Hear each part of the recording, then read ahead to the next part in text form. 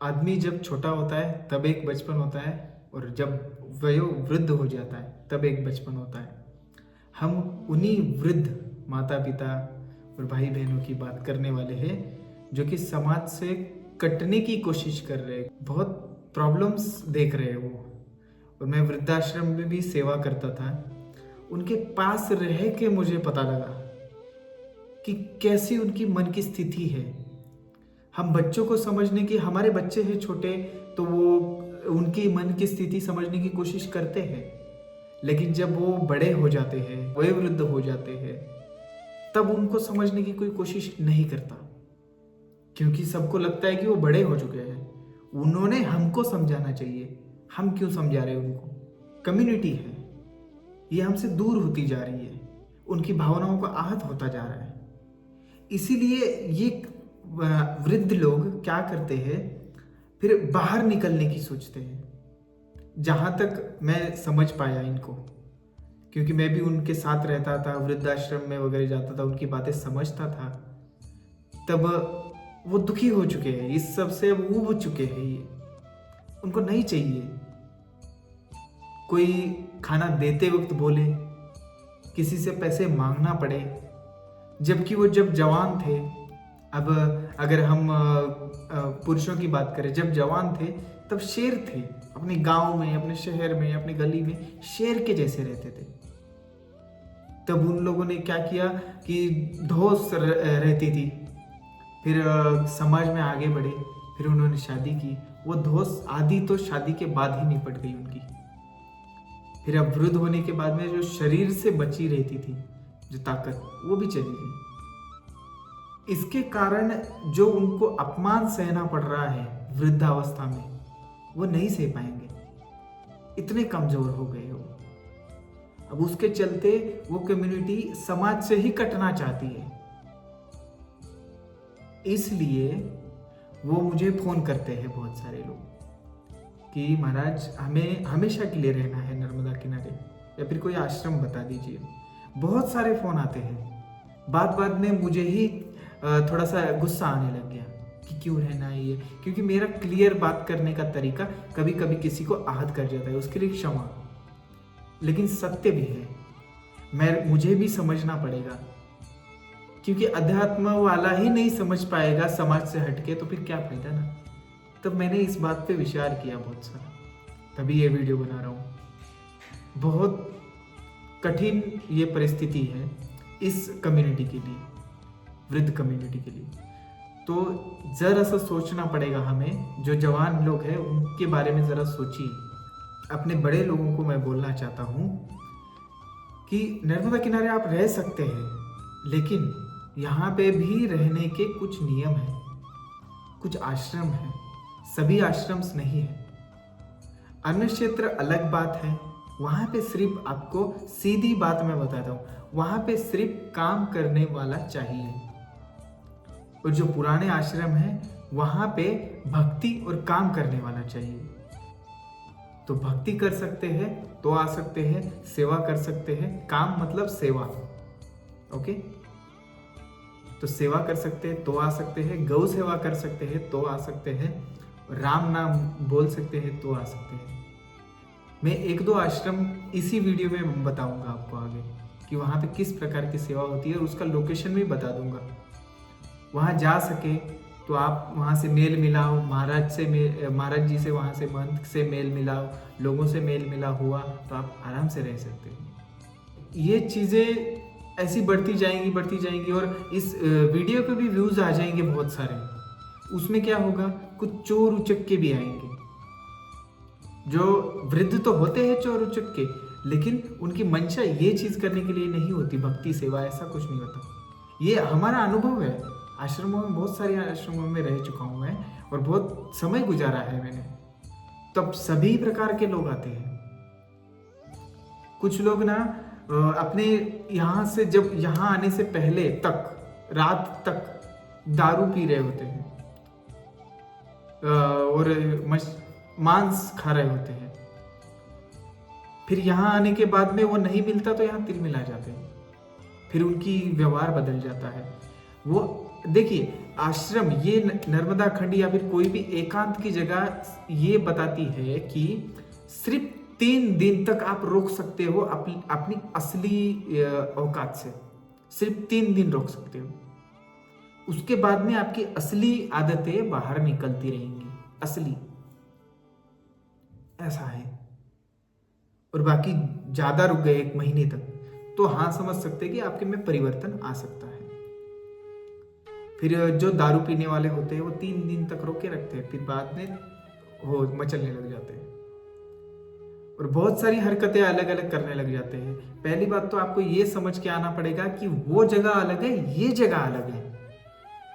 मैं आपके दिल को समझता हूं, आपका शरीर नहीं काम कर रहा है, आपका दिमाग उतना सोच नहीं पा रहा है। क्यों? क्योंकि अब वो काम कर करके अपना परिवार का बोझा उठा उठा के थक चुका है, शरीर भी थक गया है। समझ सकता हूं मैं, लेकिन आप लेट हो चुके हैं अध्यात्म के लिए, अध्यात्म की तैयारी के लिए। इसीलिए गुरुकुल परंपरा हमारे देश में थी पहले, लेकिन अलग अलग नसीब होता है, नहीं चल पाता किसी का नसीब, तो वो अलग बह जाता है। लेकिन ठीक है, अभी भी सुधर सकता है ना। बहुत सारे ऐसे एग्जाम्पल्स हैं जो वृद्ध 80 साल 70 साल 60 साल में उन्होंने वो चीज शुरू की, चाहे वो बिजनेस हो, चाहे अध्यात्म हो, कुछ भी हो, बहुत सारे क्षेत्र हैं। तो आप अभी से शुरुआत कर सकते हैं, अभी से अध्यात्म के लिए शुरुआत कर सकते हैं। पहली सीढ़ी तो संतों महात्माओं ने बताई है कि भक्ति करना शुरू कर दो, नाम नाम जपना शुरू कर दो। फिर उसके बाद में आपको आदत लग जाएगी। फिर उसके बाद आप किसी भी आश्रम में रह सकते हैं। आश्रम के अलग अलग नियम होते हैं, वहां पे आपको जाके वहां पे सब कुछ पता लग जाएगा। आश्रम अब कहाँ कहाँ पे है, बहुत सारी जगह पे है, लेकिन सब लोग नर्मदा किनारे आना चाहते हैं। नर्मदा किनारे ज्यादा आश्रम है, उस हिसाब से पूरे पट्टे में 5000 से ज्यादा आश्रम होंगे शायद। अब यहाँ पे जो आश्रम बने बनाए हैं पहले, वो किसी ट्रस्ट के हवाले है, किसी मंदिर के हवाले है, कुछ गांव वालों के हवाले है, या तो फिर किसी साधु के हवाले है। तो सबसे आसान रह किस पे सकते हैं? सारी बातों का एक बात है कि जिससे आपका मेल खा जाए। मेल कैसे खाएगा? 2 ही चीजें, भक्ति और सेवा। इन दोनों में से एक आपके पास है तो मेल खा जाएगा। अगर सेवा पे वो आश्रम चल रहा है तो आपको सेवा करनी पड़ेगी, अगर भक्ति पे चल रहा है तो भक्ति करनी पड़ेगी। सेवा किस तरह से? कुछ आश्रमों में परिसर बड़ा होता है, पेड़ पौधे होते हैं, तो उनकी सेवा करनी पड़ेगी। परिसर बड़ा है तो झाड़ू मारना, उनको साफ सफाई रखना और मंदिर का ख्याल रखना। कहीं पे मंदिर बड़ा होता है तो मंदिर को साफ सफाई रखना, पूजा पाठ करना, ये सेवा। कहीं पे गौशाला है तो और काम बढ़ जाता है, गौशाला वाले तो और ज़्यादा रिक्वायर होती है कि वहाँ पे लोग चाहिए, गौ सेवक। तो ऐसी सेवा, ये सारी सेवा। और अभी एक नई प्रकार की सेवा है, वैसे तो नई तो नहीं है, लेकिन बहुत सारे लोगों को ज़रूरत है कि परिक्रमावासियों की सेवा करने के लिए, उनके लिए खाना बनाना, उनकी व्यवस्था करना, उनके लिए सारी चीज़ें उपलब्ध कराना, ऐसी चीज़ें। तो सेवा आर्थिक सेवा नहीं, शारीरिक मैन पावर। दूसरी चीज़ है भक्ति। भक्ति किस प्रकार की? जहाँ पे मंदिर है वहाँ पे कोई पुजारी नहीं है तो वहाँ आप पूजा कर सकते हैं। और जहाँ पे राम नाम जहाँ पे चलता है, आप पता कर लीजिए कहाँ पे चलता है राम नाम। वहाँ पे तो 24 घंटे जहाँ पे चल रहा है वहाँ पे तो रिक्वायर्ड होती है वहाँ पे राम नाम जपने वाले भक्तों की। 2 घंटे दिए जा सकते हैं दिन में, 2 घंटे रात में दिए जा सकते हैं, ऐसे शिफ्ट बनी हुई होती है, तो वहाँ पे तो चाहिए होते हैं। ऐसे ही राम नाम चलने वाला जो काफ़ी सालों से चल रहा है, ऐसा ही एक आश्रम बताऊँ तो झगड़िया मड़ी, जगदीश मड़ी भी बोलते हैं जिसको, भरूच में है, गुमान देव के पास में। आप सर्च कर सकते हैं, दक्षिण तट पे है नर्मदा जी के, गुजरात में। भरूच गुमान देव के पास में झगड़िया मड़ी, झगड़िया भी बोलते हैं गांव का नाम, ठीक, जगदीश मड़ी भी बोलते हैं। जगदीश बापू जी रहते हैं वहाँ पे। जगदीश बापू ने वो शुरू किया था सब कुछ, राम नाम, तो वहाँ पे जरूरत होती है। आप पता कर सकते हैं, नंबर की सब लोग बोलते हैं, नंबर से कुछ नहीं होगा, आप जाके विजिट ही करना पड़ेगा। नंबर से उनको आपका पता नहीं लगेगा, आपको उनका पता नहीं लगेगा। हो सकता है नंबर पे बात हुई लेकिन उनको पता नहीं है आप कैसे इंसान हैं, तो मेल नहीं खाया तो वो आपको भेज सकते हैं वापस कि महाराज बस ऐसा बोल सकते हैं ना। तो आप जाइए, विजिट करिए, जगह देखिए, सुंदर है, बहुत सुंदर है, बस आपकी भक्ति वहाँ पे काम आएगी।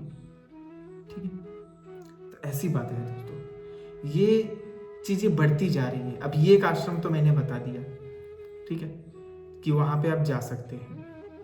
अब फ़ोन नंबर तो किसी को ना मैं पता करूँगा उसके लिए, ना ही आप फ़ोन नंबर से जाइए। फ़ोन नंबर से जाएंगे तो धोखा लग जाएगा।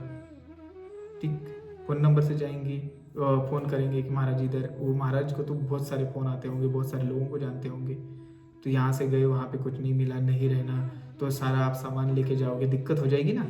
इसलिए पहले एक बार विजिट करके प्योरली उनको मिल के सामने सामने बात करके वहाँ पे आ सकते हैं क्या महाराज, हम रह सकते हैं क्या, सेवा कर सकते हैं क्या, गौशाला भी है वहाँ पे, खेती बाड़ी भी है आश्रम की वहाँ पे, तो आपको जो सेवा बने, आप जिस सेवा में निपुण है वो कर सकते हैं।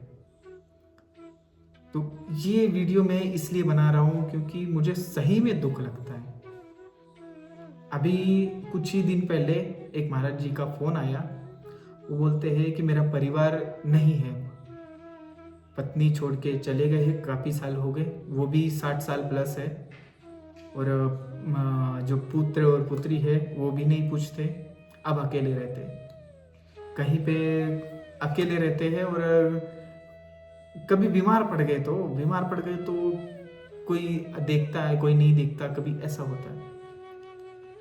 और हाँ, आप मजबूर है, इस वजह से नहीं आना है बिल्कुल इधर, मजबूर है तो अपने घर पे रहिए।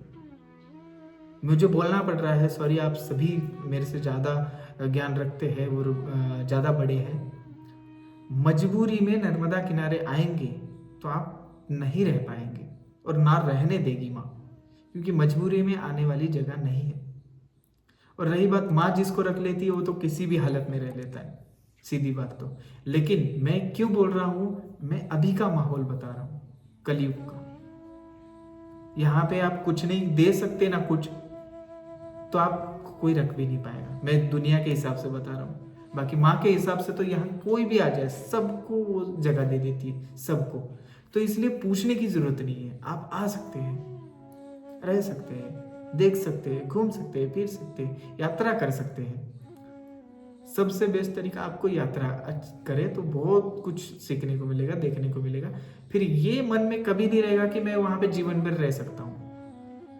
जीवन भर यहाँ पे रहने का क्यों आता है पता है दिमाग में, क्योंकि हम घर में रहते थे जीवन भर, यहाँ पे भी आके जीवन भर। मैं तो कभी भी नहीं बोलता मैं रह ही नहीं सकता कहीं पे, मैं चाहे बुढ़ा हो जाऊं, चाहे अभी हाथ पैर थक भी जाए तो भी शायद बिल्कुल ही थक जाए, जा ना पाऊं, तभी मैं रह पाऊंगा शायद।